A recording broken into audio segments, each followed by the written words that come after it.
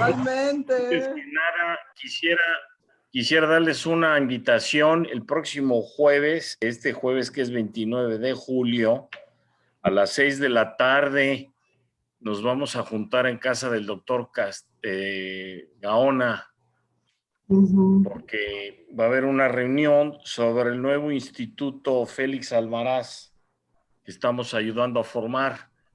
Y de lo que se trata es de que primero adquiramos una biblioteca de Montemayor, que era uno de los bejareños, y segundo, sobre hacer un puente de entendimiento entre los archivos de México, en concreto el Archivo General de la Nación y el Instituto, para que podamos tener digitalizados los archivos de México y de esa manera poder involucrar a universidades en Texas que les interese hacer estudios sobre la época de la colonia, sobre la época de la Nueva España de 1521 a 1821.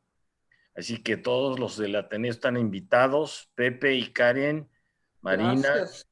Así. Gracias. No sé si María Julia está en México y ande por acá, pero bienvenidos todos, ¿eh? Y es importante que nos involucremos. Es una gran oportunidad. Sí, qué fantástico. Después te hablamos para pedirte la dirección del doctor Gaona porque no la tenemos. Ok, y tú también. Gracias. Bueno, entonces, ahora si me permiten, vamos a ponernos en silencio. Y ya estamos grabando. Bienvenido, maestro Huerta, y todos bienvenidos. Muy bien. Vamos a platicar un poco sobre este embajador americano que fue muy peculiar y fue muy interesante su vida y todo lo que hizo con México. Este señor fue un hombre muy importante en Estados Unidos, fue un destacado banquero, un hombre de negocios, muy exitoso, un diplomático y un político allá en Estados Unidos. O aquí, ¿verdad? Estamos en San Antonio. Muy bien. Como es un tema un poco largo y es más que nada divertido, lo dividí en dos. La primera parte va a ser sobre su vida y los negocios que hizo y la parte política que tuvo que ver con México. Y la segunda, su época donde él vivió en Cuernavaca, que fue una época muy bonita y vamos a estudiar un poco qué es lo que pasó. De todos los embajadores americanos, que ha habido muchos, quizás este fue el más amistoso que tuvo México. Y ahorita vamos a analizar por qué. Este era un hombre muy especial.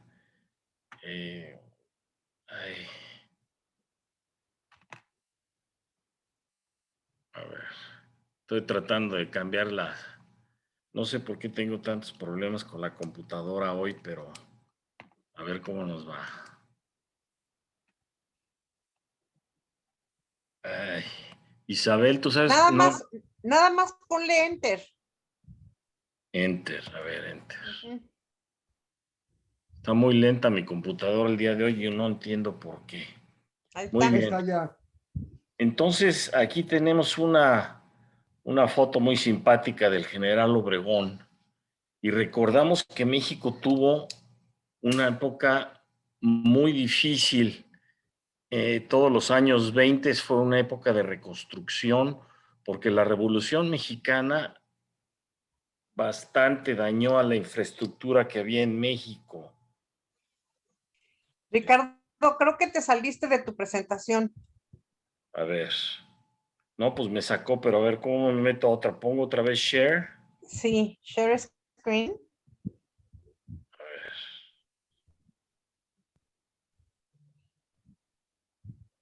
Pues nomás está ahí dando vueltas, pero. No, ¿qué pasó? No, es que te metiste algo de Join Live Zoom Demo. No, eso no quiero yo. Pues cómo me salgo de aquí, oye. No, esta no. Voy a buscarme otra vez aquí.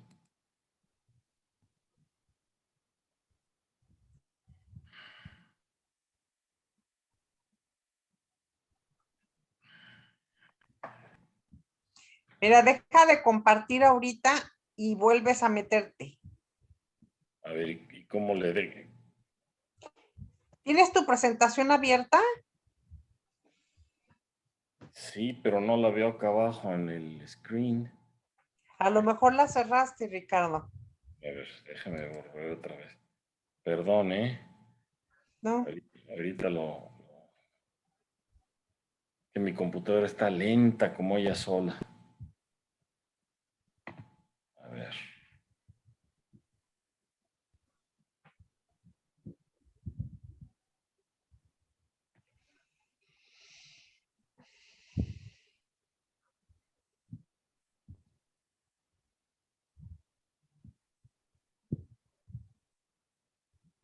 Ahora sí. A ver.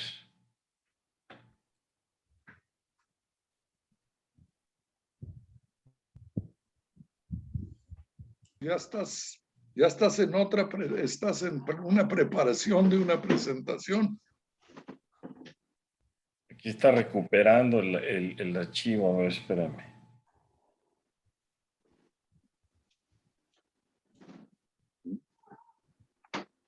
Ahí está. Ahí estoy. Entonces, ahora sí ya puede ser screen sharing. No, ya lo tienes sharing, ya se ve en la pantalla. Nada más ponle modo presente. Ahí, perfecto, ya está. Bueno, una disculpa, jóvenes.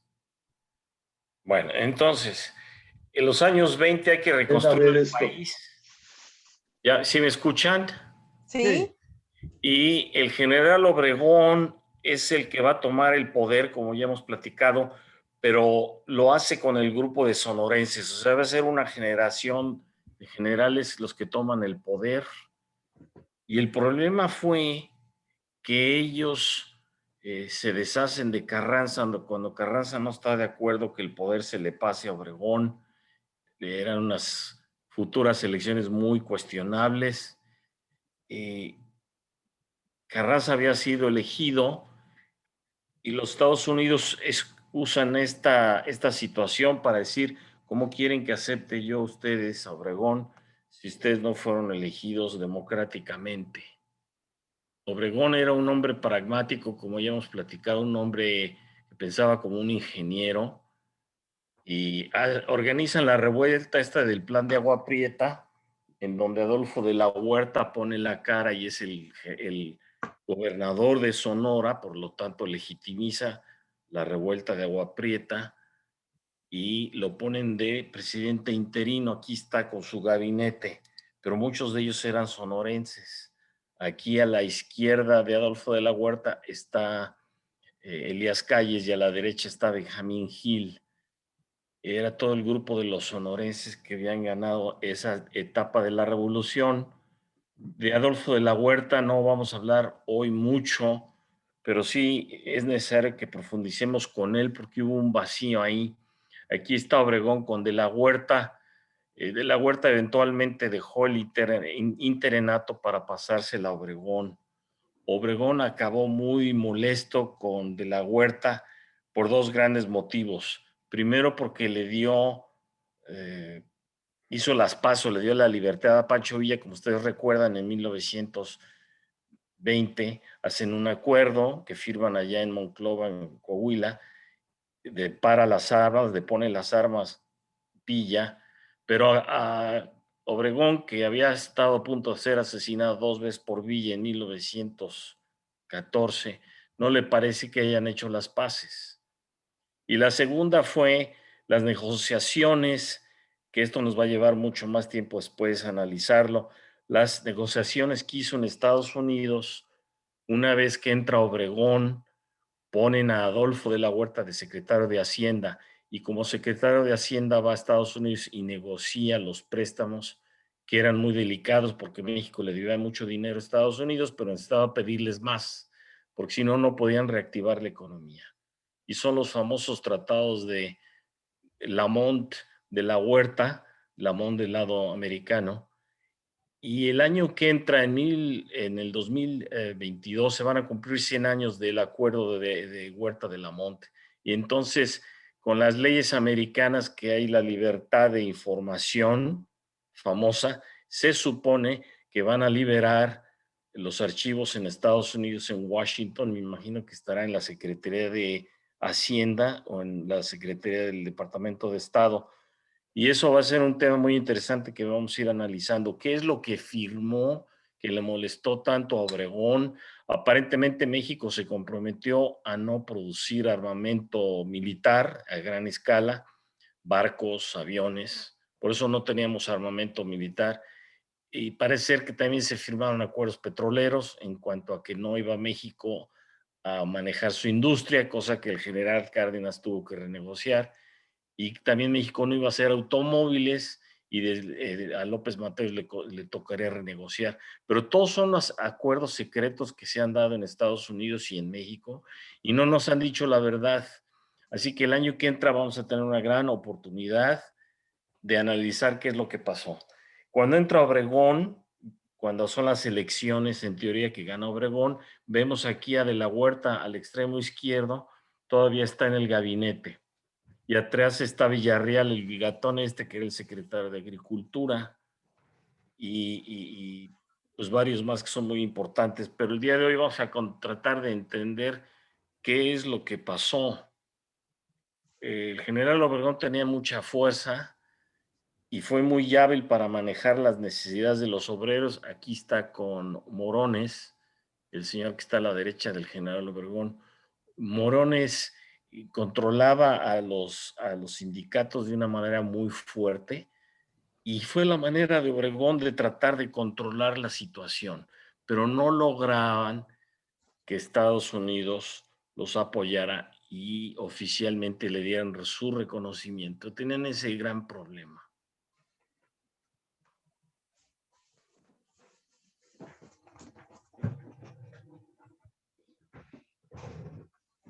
Cuando desaparece de la Huerta por la rebelión, Adolfo de la Huerta se va a ir a Estados Unidos, va a estar en California, eso ya después lo veremos después, y se quedan ellos dos controlando el país, el general Obregón y el general Elías Calles. Elías Calles era digamos, un poquito inferior a Obregón. Obregón era el mentor o era el jefe del grupo, pero se ponían de acuerdo en todo y entre ellos se deshicieron de la Huerta en la famosa rebelión de la Huerta, que lo acorralaron al sureste del país y perdió todo el apoyo militar. Ya después se toma la famosa esta foto que le hemos visto, ¿verdad? Los ganadores de la revolución, y todo iba en viento en popa hasta que entra el general Calles ya como presidente, y antes el hombre se da cuenta que las relaciones con Estados Unidos son muy difíciles. Aquí está Aaron Sainz primero, después está Obregón, el embajador americano y Pani. En la foto dicen que no, dice que el número uno es Charles Warren, no, está equivocado ese dato. Pero los americanos tenían una postura muy agresiva hacia México, de poco entendimiento de la revolución, y no querían dar concesiones. Y la gran concesión era los ferrocarriles y el petróleo. Los ferrocarriles se fueron solventando porque México adquirió los pasivos, es decir, las deudas, y poco a poco se fueron pagando. Una vez más está aquí el general Obregón con su séquito, pero los americanos no lo acaban de apoyar. Al final vendrá la revuelta de estos dos generales, Serrano y Gómez, y los dos van a aparecer en la famosa asesinato allá en Cuernavaca, en Tres Marías. ¿Sí? Obregón va a tratar de controlar el poder, pero se le va a ir de las manos cuando lo han reelegido y lo matan ahí en La Bombilla, en San Ángel. No es la primera vez que lo habían tratado de asesinar. Unos días antes, aquí a la izquierda vemos una foto como se ufanaba Obregón de que no lo habían podido matar en otro atentado. Una vez muere Obregón, entonces va a haber un vacío de poder.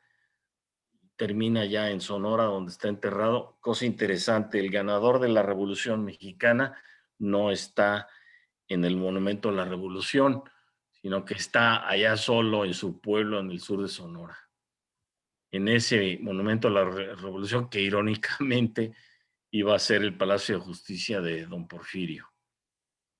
Los embajadores americanos iban y venían, y aquí está todavía una época, ahí está Villarreal una vez más, el de los bigotes, Obregón más joven después, el embajador americano, el enviado, y luego está Eduardo Hey, que era un maderista, y de Eduardo Hey sabemos poco porque después desapareció de la escena una vez que entró Obregón al poder.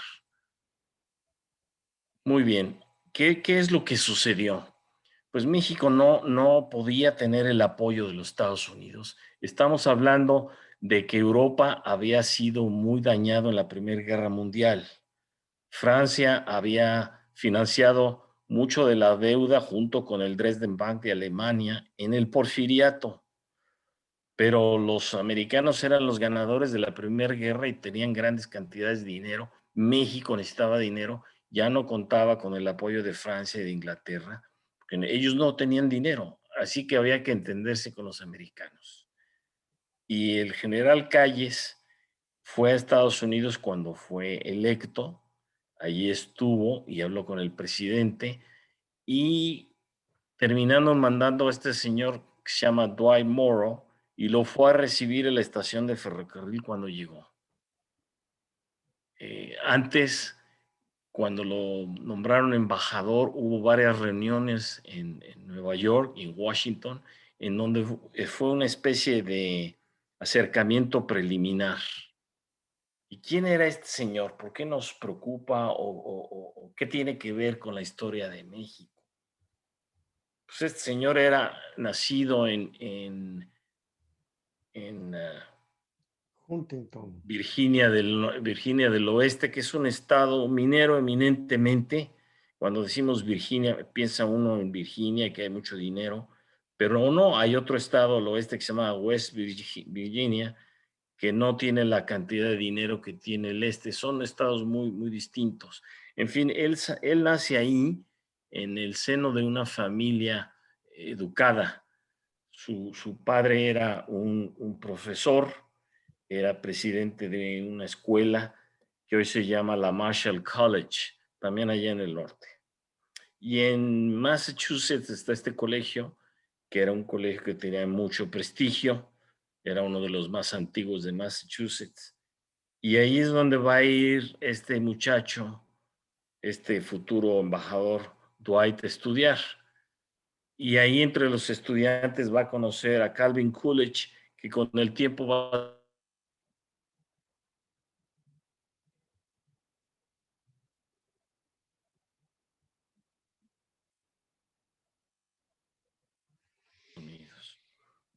Él se gradúa en este colegio, University, que está ahí en el centro de Nueva York, que es es una de las grandes universidades, es una de las universidades de más prestigio en Estados Unidos. Y ahí estudia abogacía, y se queda en Nueva York a trabajar. Con el tiempo va a ser un banquero bastante renombrado y va a salir en la portada de Time Magazine 2 veces. Aquí está en 1925, antes de ser embajador. Entonces, él termina más o menos en 1912 la universidad y se va a Nueva York. Aquí tenemos un poco el currículum de este señor Morrow, que era un hijo de educador y que entra a trabajar en varias partes del gobierno americano. Pero fíjense aquí ustedes, él colaboró en la formación de la ley de las compensaciones al trabajador, lo que se conoce como el Workers' Compensation, y él la forma en 1911 con un grupo de abogados, y era una manera de empezar a darle apoyo a los obreros. Estados Unidos poco a poco se fue sofisticando y fue haciendo leyes más tolerantes, más favorables para los trabajadores. Tuvo bastante reconocimiento este trabajo que hizo para el gobierno, al grado que lo invitaron a ser socio de JP Morgan en 1914. Es muy interesante porque en esa época era cuando Pierpont Morgan, el gran banquero, ya está a punto de retirarse y va a dejar a su hijo como presidente del banco. Más sin embargo, alcanza todavía a conocer a este jovencito que después, estando con JP Morgan, hace varios trabajos para el gobierno y sobre todo en la Primera Guerra Mundial. Fíjense ustedes, hizo la reforma de las prisiones en Nueva Jersey en 1917 y después durante la Primera Guerra Mundial fue consejero en el transporte marítimo de los aliados. Esto suena como un título muy raro, pero en realidad se dedicaba a organizar los barcos militares y de ayuda de alimentos que iba a dar Europa, lo cual lo enseñó a ser una persona de mucha negociación, de mucha organización, porque se daba mucho que hubiera mucha corrupción en estos grandes envíos de materiales. Y él estuvo ahí haciendo cambios y procedimientos para evitar todos estos problemas. Eso lo llevó a ser miembro de la formulación de la política nacional militar. O sea, todo lo que era organización que tuviera que ver con grandes obras, siempre lo invitaban a ser parte de esto. El presidente Coolidge lo nombra embajador de México en 1927. Y después que regresó a Estados Unidos, estuvo de delegado en la conferencia naval, una vez más en todos los grandes arreglos, manejo de materiales y de comida hacia Europa. Cuando regresó a Estados Unidos, fue sustituto de un embajador que había muerto, perdón, un senador. Y se va a vivir a Nueva Jersey y entonces se vuelve el senador por Nueva Jersey. Después iba a buscar la reelección, pero desgraciadamente murió muy joven. Aquí vemos una foto muy interesante, es el presidente Coolidge, que el presidente Coolidge había sido el vicepresidente.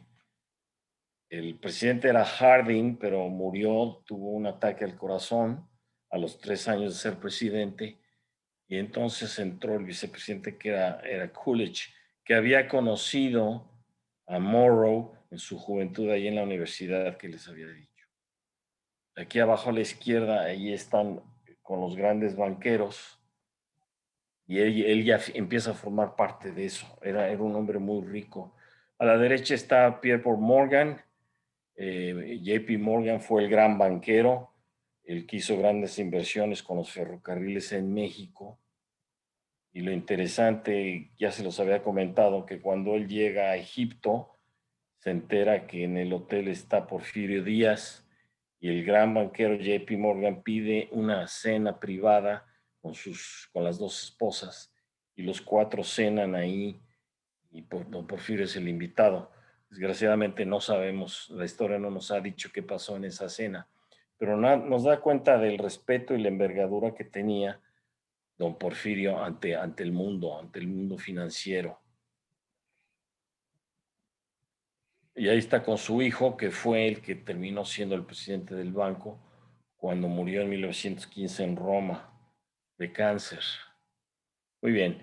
Recuerda que les había dicho que Elías Calles se toma la molestia de ir a visitar a los americanos para tener una reunión personal.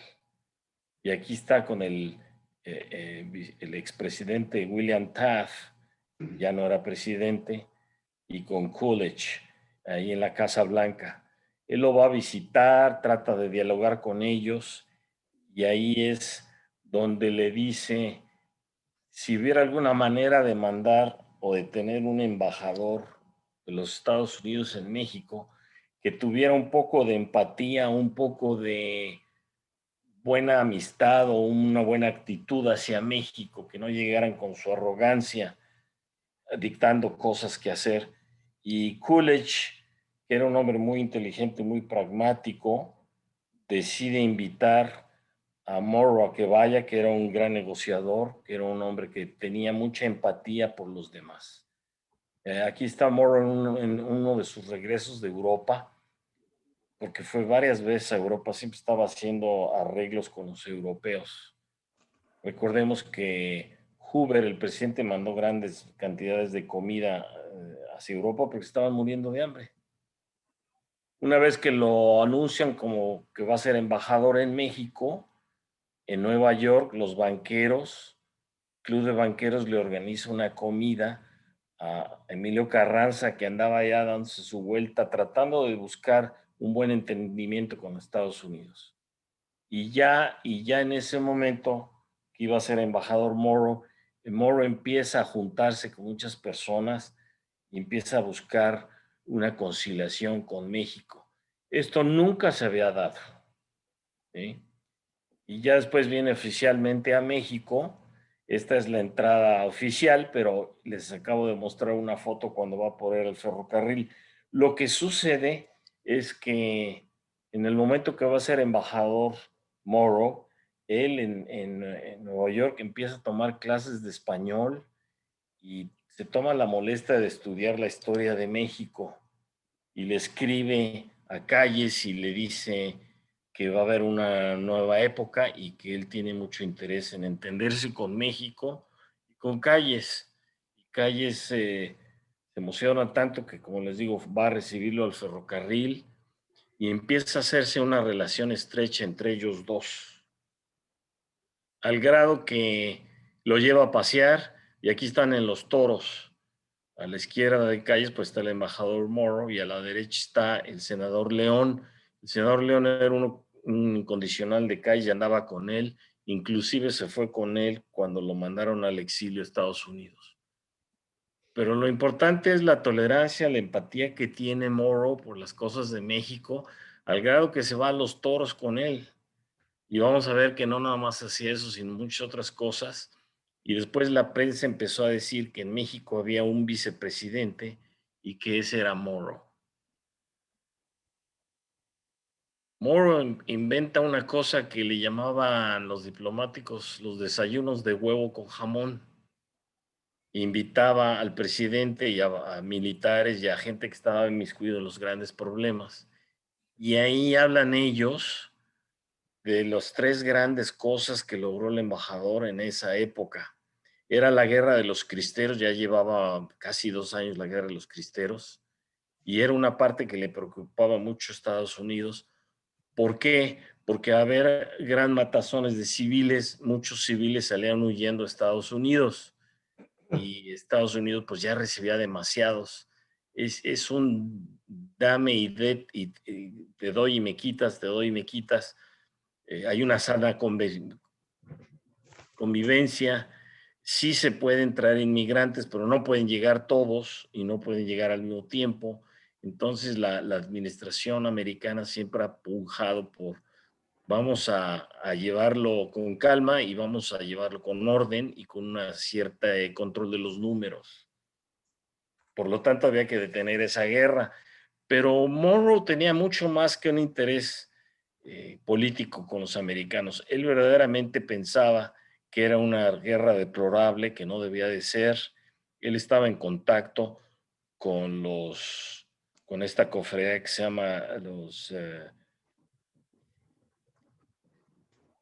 los Caballeros de Cristo, ¿no? The Knight of Columbus. El arzobispo de Filadelfia, varios de ellos le escribían directamente pidiéndole que detuvieran esa guerra. Inclusive Roma llegó a entrevistarse con Morrow.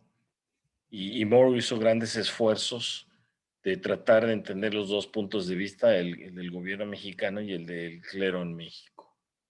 Y la segunda área en donde ayudó mucho fue la industria petrolera, porque la postura agresiva de ciertos jacobinos que habían hecho en la Constitución de 1917 era decir, señores, la Constitución dice que si hay petróleo abajo del subsuelo, ese petróleo es de la nación y punto.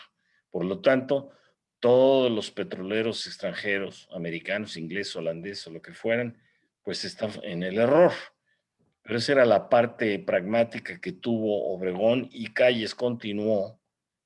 Y ya sabremos más cuando se abran los archivos de Lamón de la Huerta el año que viene. Pero tuvieron que reconciliar y decir, pues tenemos que tolerar esta idea ¿Cuál era la propuesta de las empresas americanas? Los abogados decían, bueno, mira, sí que sea el subsuelo mexicano y el petróleo mexicano hasta 1917, antes que sea retroactivo.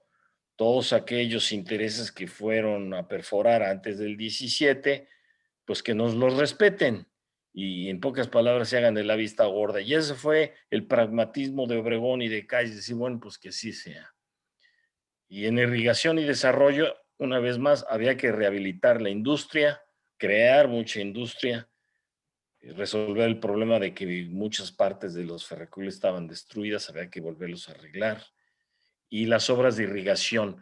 Este Calles fue un constructor, él le dio por hacer varias calles, varias presas. Una de las primeras fue una que se llama Elías Calles, que está en el centro de Aguascalientes. El problema de los cristeros, y aquí tenemos una foto de Monseñor Rafael Guízar y Valencia, que le tocó la guerra de los cristeros, pues fue en realidad una guerra que no se debió de haber dado y se dio.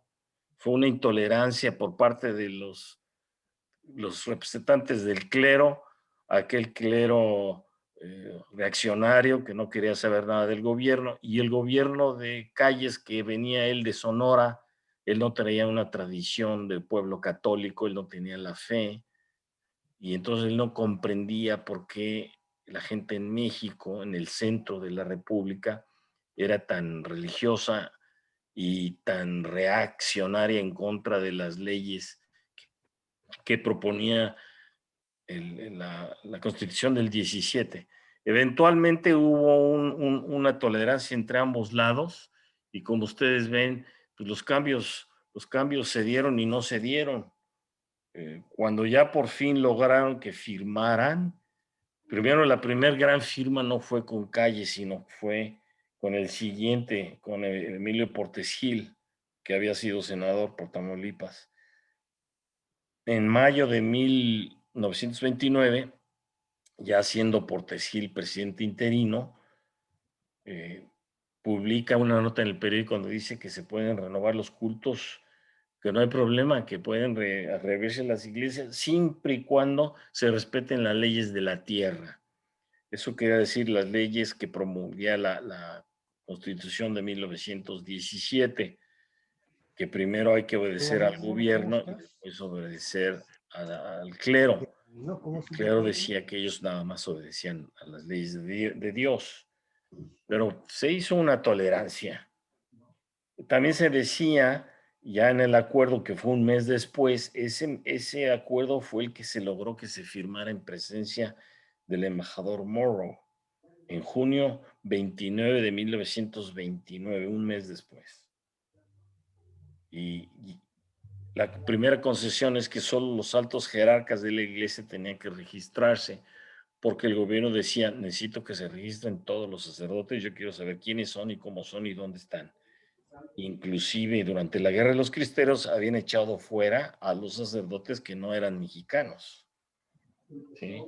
La segunda gran concesión fue que la instrucción religiosa se diera nada más en las iglesias, no en los colegios religiosos.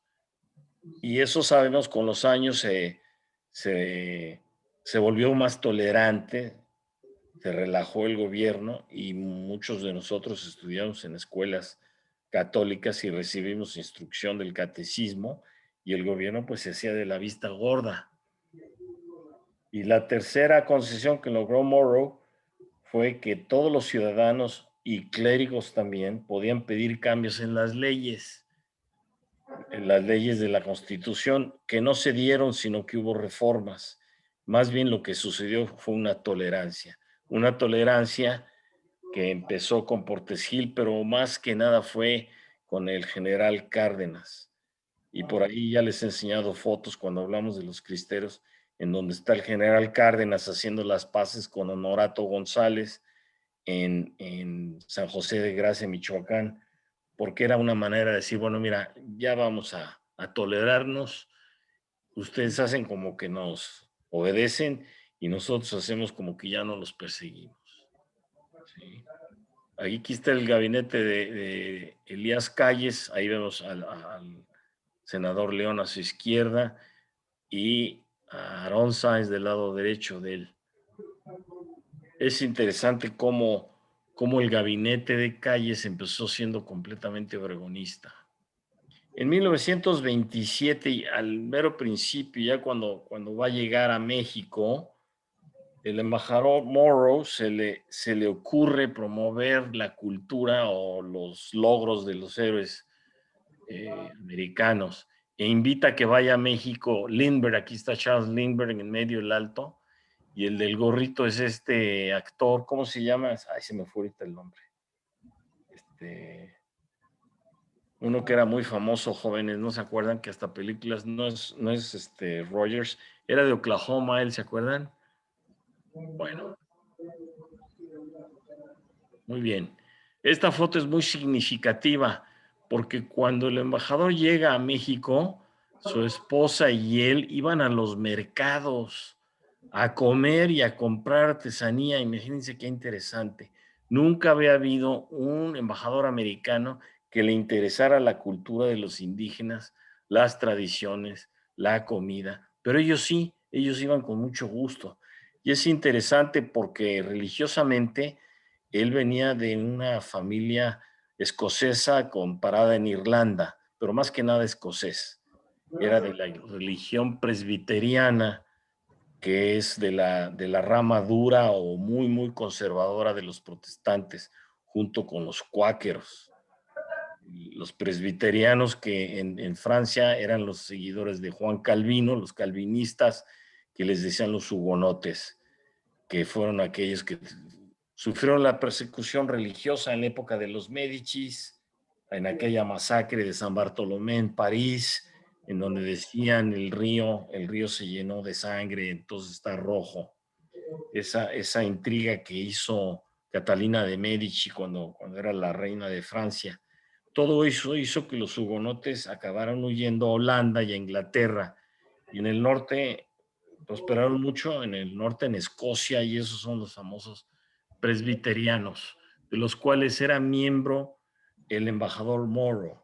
Y sin embargo, tenía la sensibilidad y la tolerancia de defender a la Iglesia Católica, defender al indigenismo, la cultura mexicana.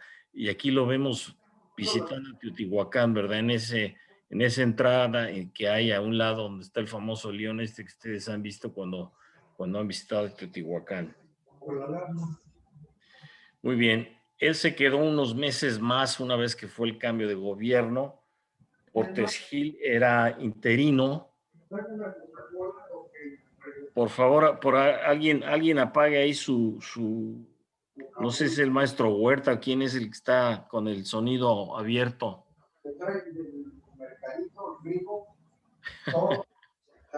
Jóvenes. Papa por papa, zanahoria, limón por limón, limón por limón. Maestro Huerta. Maestro Huerta, póngase en silencio, por favor. Que poco a poco parece que ya está cambiando, que es más benigno, hay menos muertos, pero pues a veces más vale que lo repegue.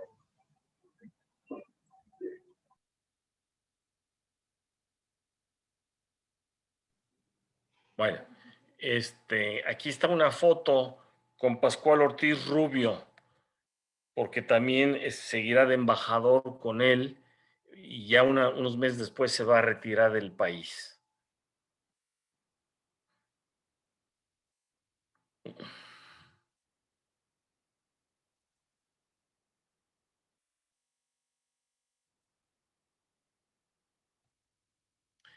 Les comentaba que Lindbergh va a México y hace unos shows de aviones y todo esto. Y la ironía de la vida es que Lindbergh era un gran héroe y conoce a la familia.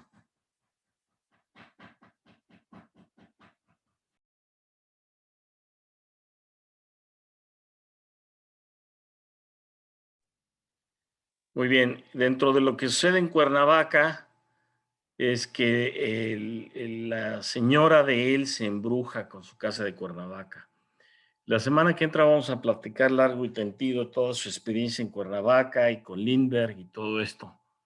Pero hoy nada más les voy a mencionar que efectivamente él quiere dejarle un legado a México y habla con Diego Rivera y le dice, quiero que me hagas un mural.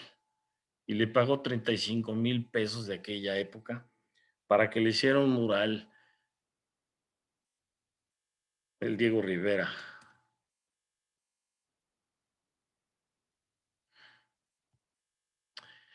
El embajador tuvo 4 hijos, 3 mujeres y un hombre. Una de ellas se va a casar con Lindbergh y la otra va a escribir un libro muy bonito sobre la casa en Cuernavaca. Les voy a platicar más la semana que viene de todo esto que hicieron ellos. Esta es la hija, Anne Morrow, que es la que se va a casar con Charles Lindbergh. Lindbergh había recorrido de Nueva York a París y había roto el récord y era un gran héroe. Inclusive su avión, el Espíritu de San Luis, está en Washington, en el Museo de Smithsonian. Ahí lo pueden ver ustedes. Y en ese viaje de buen entendimiento, cosa que nunca se había dado en México, que un embajador tratara de compartir los logros americanos y viceversa. Y entonces llega Charles Lindbergh y se enamora de la hija y se casan. Aquí está, ahí dice, ¿no?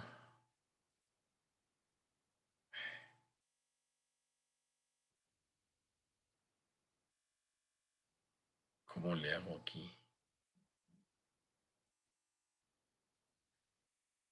Bueno, fíjense, en la Embajada de los Estados Unidos en México, ahí se conocen, inclusive la hija dijo que tenía muy buen ver Charles Lindbergh.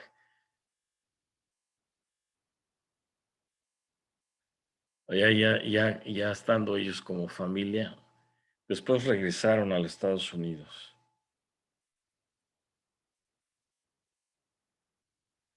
En 1931 ya regresan y un día se van de pesca y aquí están los 2 papás con la hija y el yerno que es Lindbergh.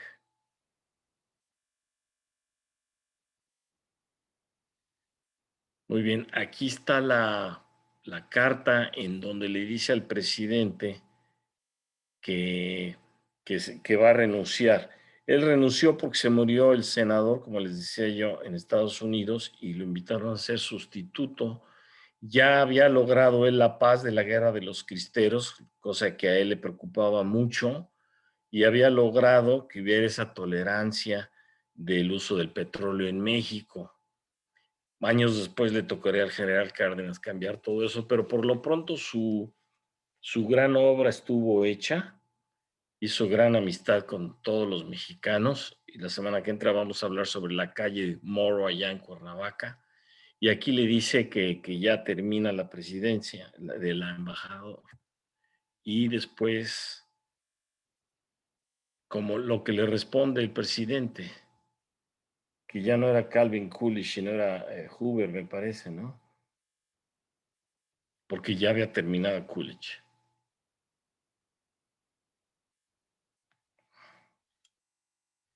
Como cosa curiosa, él la llevaba muy bien con los republicanos, inclusive cuando regresa lo nombran senador por el estado de Nueva Jersey bajo el Partido Republicano.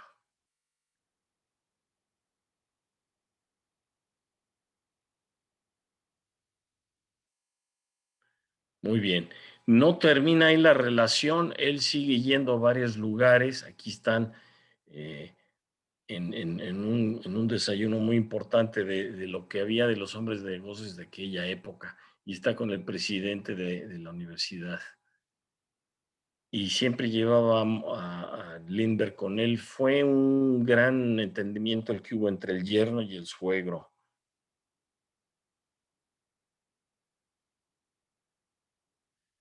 Él le toca ser embajador bajo Coolidge y el secretario de Estado era el señor Kellogg. Y ahí están sus fotos que se toman. Y aquí es el día de las votaciones porque él era interino porque sustituye al senador y después ya compite para ser nominado y eventual embajador en el estado de Nueva Jersey, en donde él se cambia a vivir ahí. Y ese fue el día de las elecciones, las gana y entra al Senado. Y le toca ya después el cambio. Ya Hoover ya no está de presidente. Bueno, el cambio viene, perdón, con el secretario Henry Stimson. Este Henry Stimson va a ser un hombre muy importante porque ahorita es secretario de Estado, pero cuando entre Franklin Roosevelt, unos años después, en el 33-34, que era demócrata, mas sin embargo este Simpson era republicano y aún así le ofrece que sea el secretario de la defensa.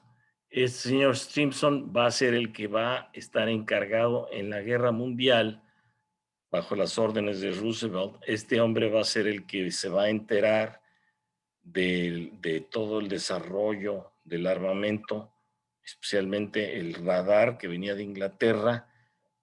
Ya hacen los grandes arreglos. Él era primo del hombre de negocios Lumens. Este Lumens es el que financia la investigación de todo lo que era radares con la Universidad del MIT en Boston. Y es un hombre muy importante y muy interesante en la historia de los Estados Unidos, el secretario de guerra Henry Stimson.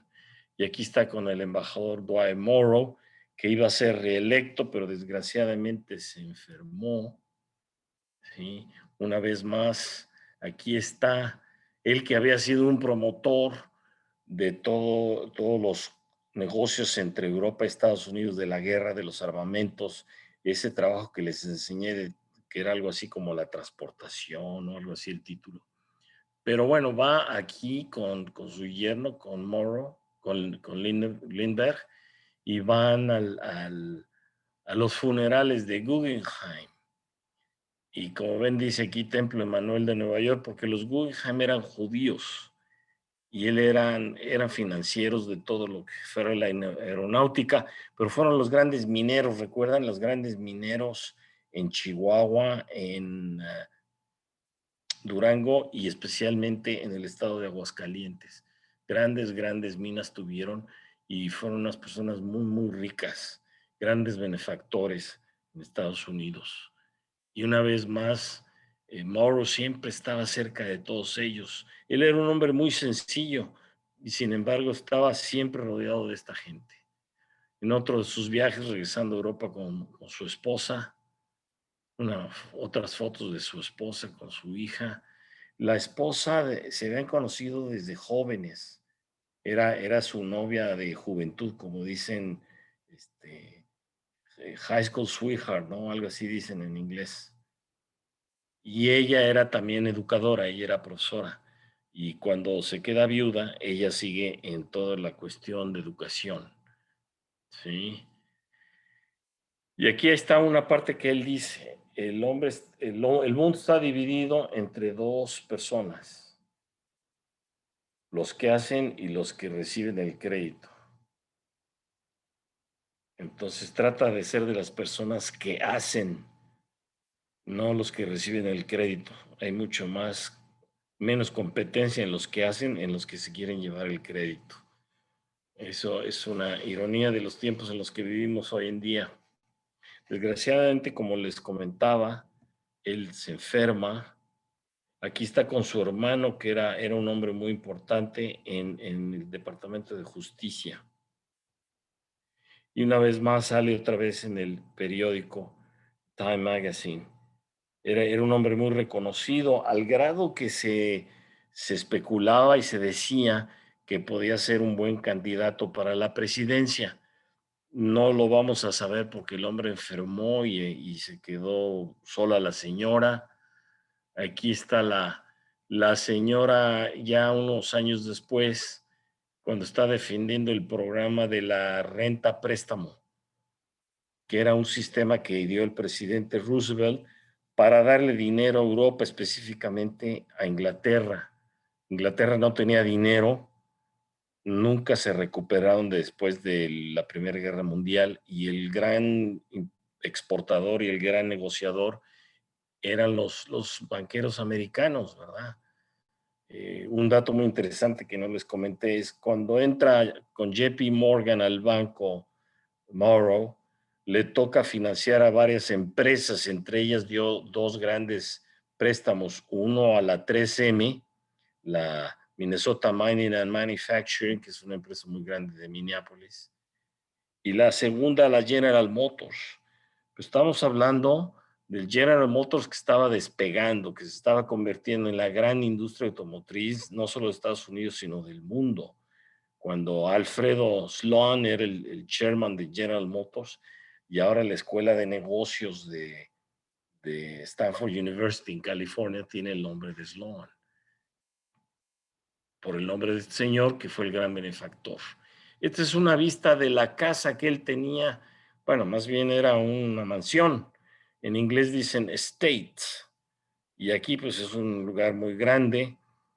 No sé si Jesús Fernández, que conoce muy bien Nueva Jersey, sepa dónde es Englewood, aunque parte del estado es, pero es una zona de gente adinerada, tengo entendido. Esa es la casa donde él vivía al final de su vida, donde él murió. Y después él donó grandes cantidades de dinero a su alma mater y al high school del pueblo, que es una pequeña ciudad ahí en New Jersey, Englewood, New Jersey, y esta escuela lleva el nombre de Dwight Morrow en honor al embajador. Y bueno, hay muchas biografías de este señor. Aquí tenemos una de una señora María McBride que escribió la vida de Dwight Morrow, que fue un gran negociador, primero en la banca, después en el gobierno, después con toda la cuestión militar, sirvió mucho al presidente, y después por sugerencia o por pedir, ¿cómo se dice? Calles le pide, danos un embajador con empatía, alguien con el que podamos negociar. Y le mandó a este embajador. Y hay escritos en donde dicen que la política de Roosevelt, que él la llamaba del el buen vecino, de Good Neighbor Policy, que el que realmente se la enseñó y el que empezó con eso fue este embajador Morrow. Y la semana que entra vamos a platicar más de él y vamos a platicar de otro ángulo, cuando él se va a Cuernavaca, porque lo lleva el general Calles, y ahí se dedica a hacer otras cosas, y es una parte muy interesante. Así que vamos a hablar la semana que viene de la ciudad de Cuernavaca, la Cuernavaca que vio el embajador Morrow.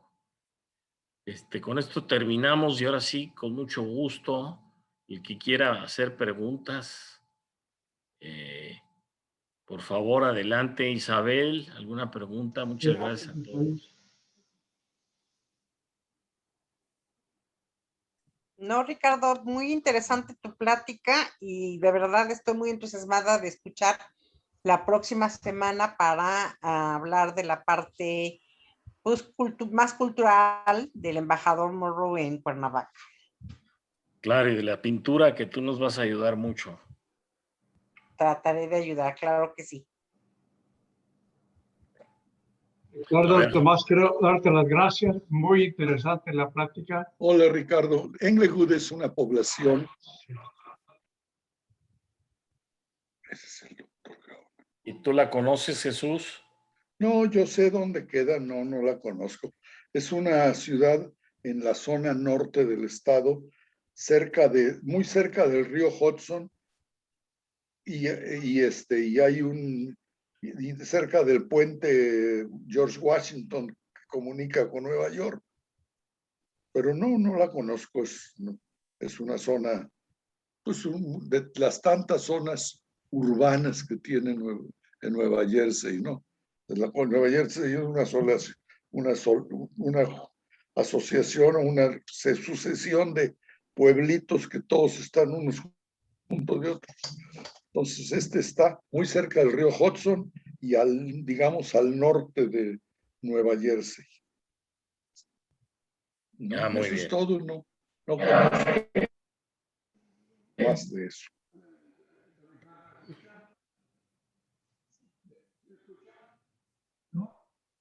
Tú habías hecho el comentario que siempre nos había ido mal con los embajadores. Pues sí, no, pero en realidad con Moore nos fue bien.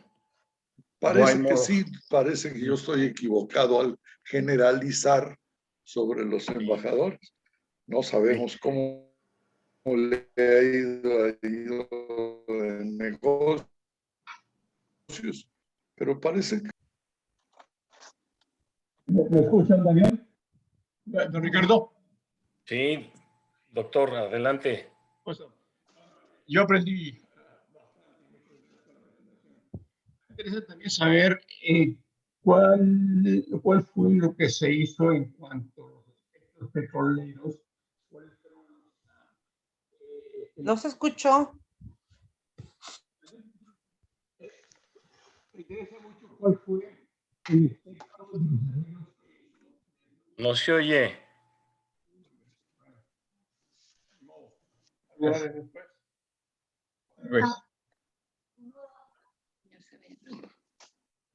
A ver otra vez.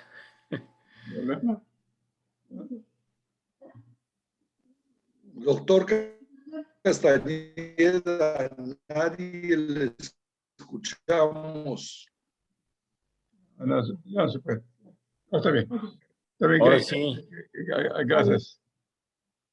No, vuélvanos a decir, es que tenemos problemas de internet ahorita un poquito. Sí me escucha. Ahora sí. Sí se escucha, doctor.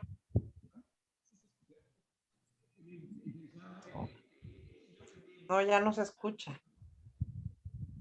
¿Me escucha o no? Es que siempre tienen ellos mala conexión. No sé por Es qué. que algo pasa porque sí se escucha, pero como que se acerca y no sé si se desconecta. Ahí se oye. ¿Me escucha ahora? Sí. Bien. No, quiere hacer el comentario de que yo aprendí bastante. Muchas gracias por la presentación.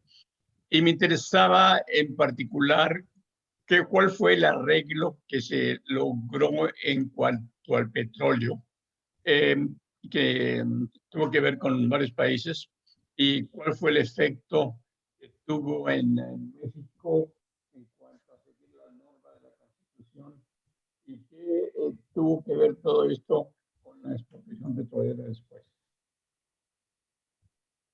¿El efecto que tuvo en dónde? Bueno, no, el El efecto... acuerdo. Todo, dice que una de las cosas que él hizo fue poner en orden los aspectos petroleros de México, la relación de México con otros países en cuanto al petróleo. Entonces, me interesaba saber qué fue lo que específicamente se arregló, qué decisiones se hicieron y cómo afectó positivamente o negativamente a México. ¿Y qué tuvo que ver con eso después, con la expropiación petrolera? Porque fue solo unos años después.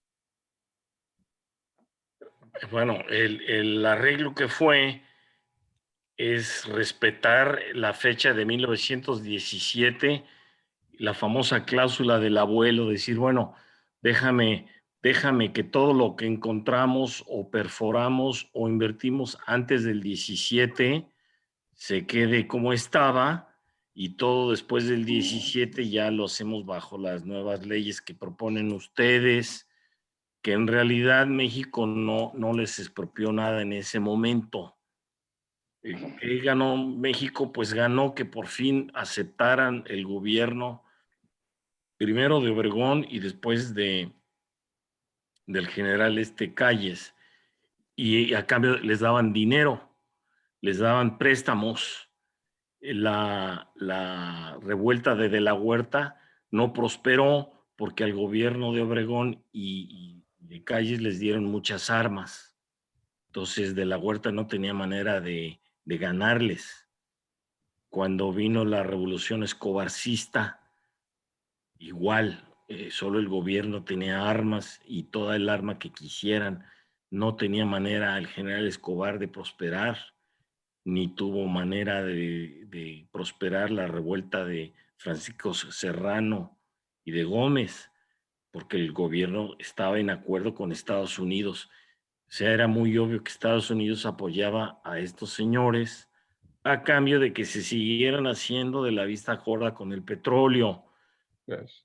El petróleo fue muy interesante porque si vemos las fechas, cuando estaba Porfirio Díaz que empezó el petróleo, con Eduardo Haney que llegó a Tamaulipas, pues el petróleo no era de gran importancia hasta que la otra empresa Pierce, que eventualmente le vendió a Rockefeller Standard Oil, ellos son los que empezaron a vender petróleo y a pavimentar las calles.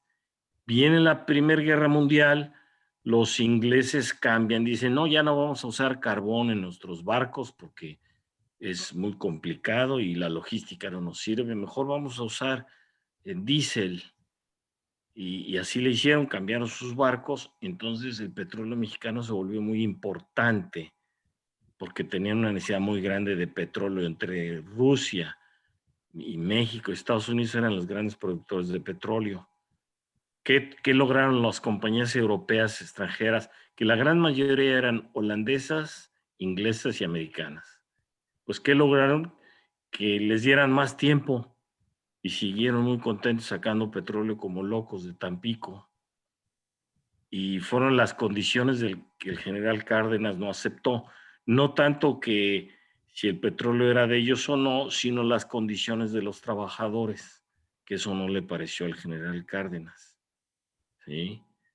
Eso se ocurrió en un tiempo muy apropiado porque era antes de la Segunda Guerra Mundial y Estados Sí. Unidos necesitaba bastante petróleo.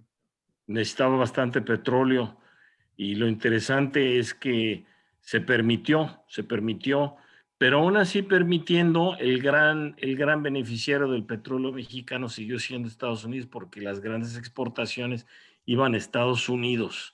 Es complicado porque por un lado hablamos de nacionalismo y revolución y por otro lado siguen mandando el petróleo. Entonces es medio difícil entender si realmente se benefició o no México. Yo digo que sí, porque no hubo otra más que empezar a tener tecnología mexicana y técnicos mexicanos, escuelas mexicanas.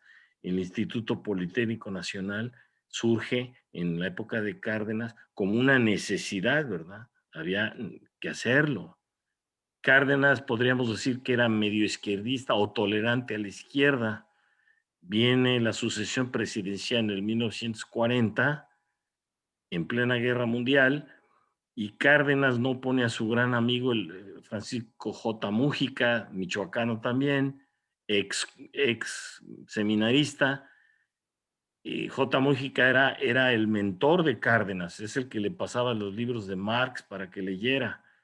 Y aún así el general Cárdenas no lo pone de candidato, pone al mucho más tolerante, que es Ávila Camacho. Es una gran pregunta de la historia, ¿no? ¿Por qué el general Cárdenas no puso a su amigo? ¿O qué tanto le influyó la postura de Estados Unidos?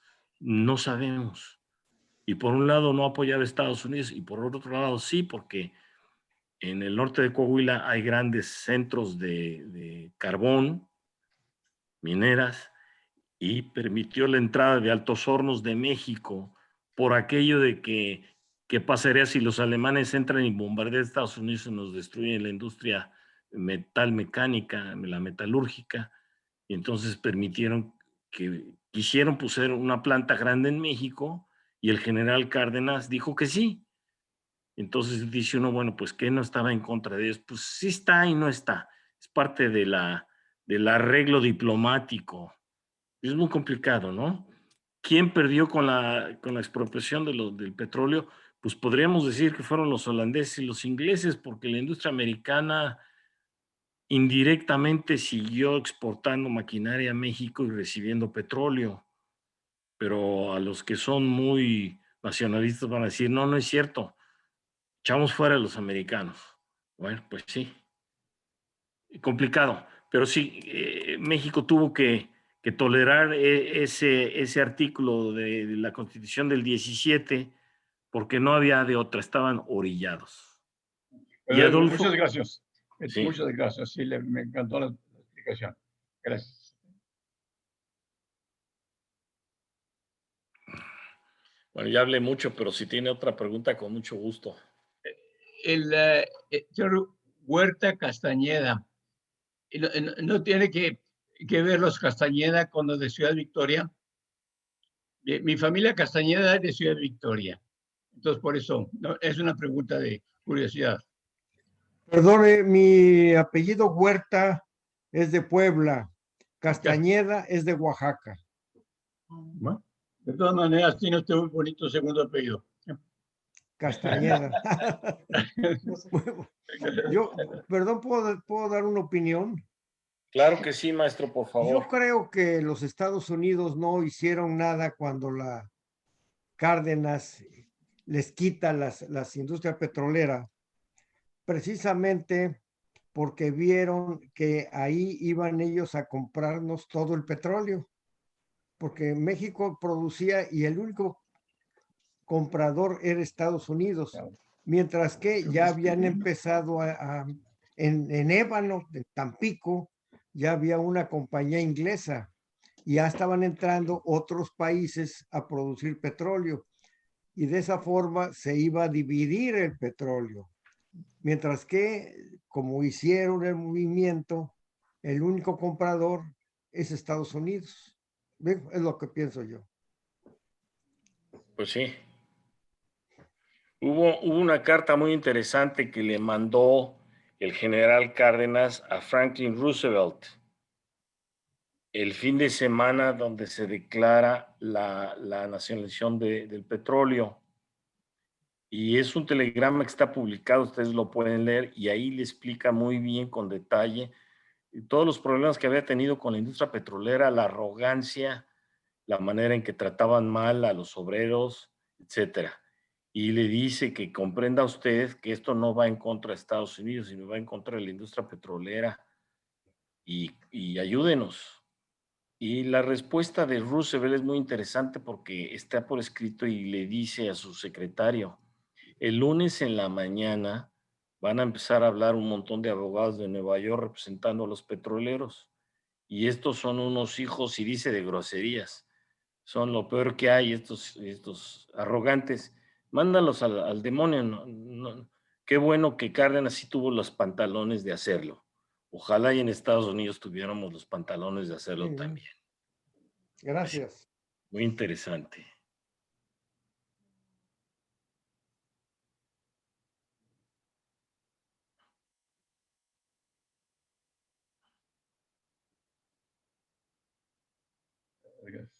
Gracias, Ricardo. Adiós. Hasta la semana.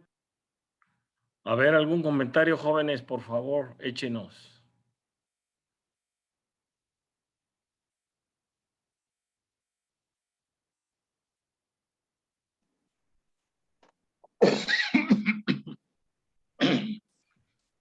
Ricardo, para el doctor Gaona y para el doctor Castañeda, nada más, pues yo desafortunadamente físicamente no podré asistir. Quería preguntar si van a tener alguna reunión para lo del instituto vía Zoom o ofrecerles, por supuesto, el apoyo en lo que necesiten. La del jueves, dices tú. Sí, la del jueves. Pues sería bueno.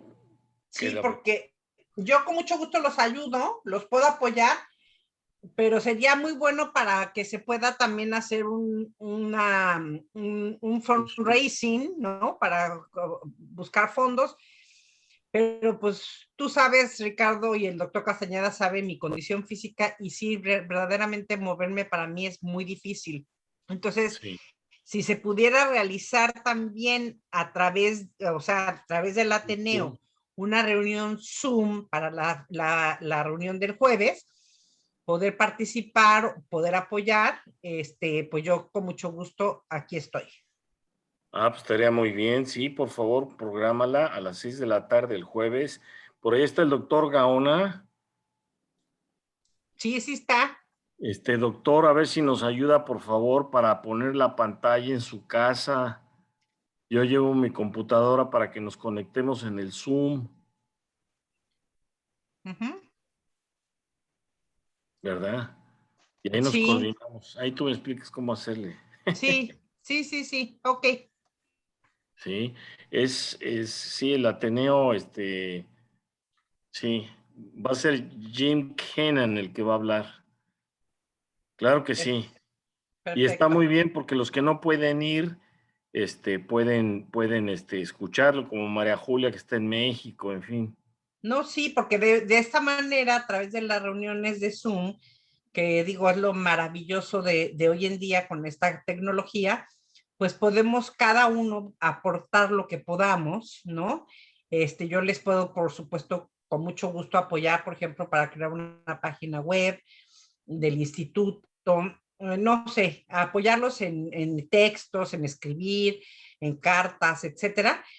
Pero yo creo que todos podríamos ayudar de cierta manera, pero sí es mucho más viable que además de que físicamente se establezcan los nexos, pues para las personas que no podemos asistir o que nos cuesta trabajo asistir, pues y que nos interesa la creación de este instituto, pues hacerlo también a través del Ateneo vía Zoom. Muy buena idea, magnífico, aceptado, claro que sí, claro que sí. Ok, Y ok. Maestro Huerta, le voy a pedir que nos ayude a promover esa reunión el jueves a las 6 de la tarde con todas las personas de allá de México y de Tamaulipas. Con todo gusto lo hacemos, Sí. don Ricardo. Nos manda, por favor, nada más la clave y el número Sí. y para darlo a conocer.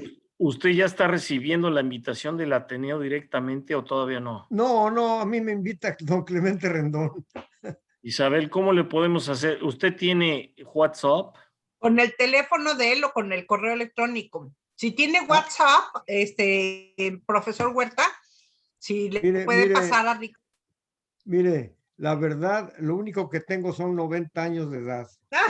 Así que vida. ya no, si me piden cosas no le entiendo, pero Claro. si quiere mi teléfono, yo se lo doy. Pues a ver. Y ese porque aquí lo traigo escrito. A ver, si quiere, pásemelo y se lo paso a Ricardo para que lo incluya en el WhatsApp del... Es 8868. Espéreme tantito, por favor, es que se me atoró mi Yo computadora. lo apunto, Isabel. Ah, ya, ok. 8868 16 08 893.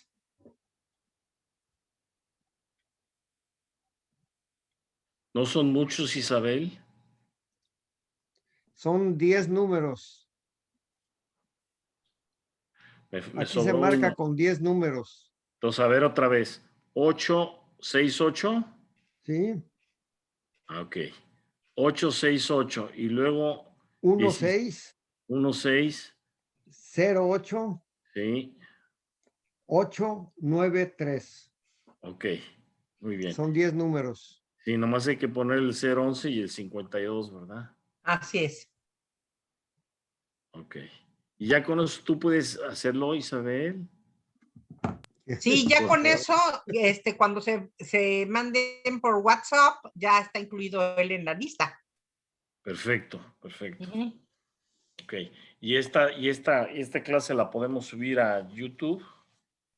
Claro, por supuesto, la vamos a subir a YouTube, esta que acabas de dar, y todo lo que necesiten del instituto, con mucho gusto se puede también hacer. Ay, qué padre. Muy bien. También puede decirle cuando lo manden con Clemente Rendón que por favor lo pase a la secretaria de la Sociedad de Historia para que lo dé a conocer a todos los socios. Eso está genial, porque así de esa manera, mucha gente, por ejemplo, en mi caso particular, cuando mis papás desafortunadamente murieron, tenían una biblioteca maravillosa, que yo me traje una parte aquí y la otra pues no teníamos ni idea de qué hacer y pues la donamos en México, pero habrá mucha gente, también se habían hecho ya los arreglos con Esteban Moctezuma cuando era secretario de Educación, para que contribuyera a esta idea. Ahora, como embajador de México en Washington, pues podríamos ver la posibilidad de que se contribuya también con la UNAM, buscar esas vías alternativas para que se pueda tener una buena biblioteca, sobre todo que tengan no nada más los libros obviamente en inglés, pero que haya una sección en español buena, ¿no? Sí. Sobre la historia de México y sobre todo pues, toda la colonia, que es en lo que supongo que se quieren enfocar. Sí, sí, exactamente. Sí, nos queremos enfocar en todos los archivos de la Nueva España, porque en Estados Unidos no hay archivos. Hay un poco en Austin y hay en la Arquidiócesis Católica, pero la realidad, la gran cantidad, más del 90% de los archivos están en México. En el Archivo General de la Nación, en la Biblioteca Nacional, en la Biblioteca de la INA, en los fondos franciscanos, en Zacatecas, en Querétaro, en Puebla, etc. Y si Estados Unidos quiere conocer su historia de 1521 a 1821, pues tiene que tener copias y estudios sobre esos archivos, cosa que no existe. Y la idea, por ejemplo, es tener, supongo, también una biblioteca digital, ¿no? Sí, sí. Y el archivo de Montemayor, por ejemplo, como primer paso. Uh-huh. Sí. Qué padre, ¿eh? Ese proyecto está padrísimo. Sí. Pues muy bien, jóvenes. Daniel, ¿Alguna otra pregunta? Ricardo, Sí, maestro. de ser posible, mándenme su dirección para mandar unos libros. Aquí tuvimos como invitada a la doctora Patricia Osanti Carrera, quien hizo una historia sobre José de Escandón y Helguera y las poblaciones que fue fundando. Entonces es posible mandarlos hasta al lado americano y de ahí mandárselos a ustedes. Claro. No son muchos, son 10, 12, 15 libros. ¿Cuál es su dirección, maestro, su correo? El correo electrónico Sí. o mi dirección de mi casa. No su Correo dirección. electrónico es Javier Huerta C en minúsculas @hotmail.com.mx. Javier Huerta C como Carlos. Sí. Sí. Arroba. Todo Hotmail. junto, todo junto, Javier Huerta C junto. Hotmail. @hotmail.com. Ok, ahorita mismo yo se lo mando. Porque lo que pienso hacer mañana ya es sábado. El lunes empezar a enviar algunos libros al lado americano y pedirle a mi hijo que se los envíe. Sí, en o una con cajita. Clemente Rendón ahí en Matamoros. O Clemente cuando venga para acá. Bueno. Está ok. muy interesante los libros o están muy bien documentados. Ahorita mismo yo le mando un correo con mis datos y también le voy a mandar los preliminares que me han mandado sobre se llama Instituto de Investigaciones Almaraz. Uh-huh. Tiene un nombre muy, muy, muy interesante. Es el Almaraz Research Institute and Borderlands Studies. Imagínense. Estudios de la frontera. Estos libros tan buenos que están en español. Ah, qué bueno. Muy bien. Claro que sí. Bueno, pues jóvenes, entonces, si no Muchas pasa gracias. nos juntamos el jueves a las 6 de la tarde por Zoom y el que pueda ir a casa del doctor Gaona, ahí nos vemos con mucho gusto. Voy a llevar sándwiches, así que me dicen cuántos van. Ay, qué rico. Pues a mí también me puedes mandar uno. Isa. No, muchas gracias de verdad, Ricardo. Gracias a todos. Gracias Hasta a todos. luego, don Ricardo. Muchas gracias, Felicidades. Ricardo. Dios los bendiga. Un saludo a Muchas todos. gracias a todos. Buenas tardes. Buenas tardes. Y muy agradecidas. Gracias, Ricardo. A ti, María Julia. Adiós. Bye. María Julia. Ay,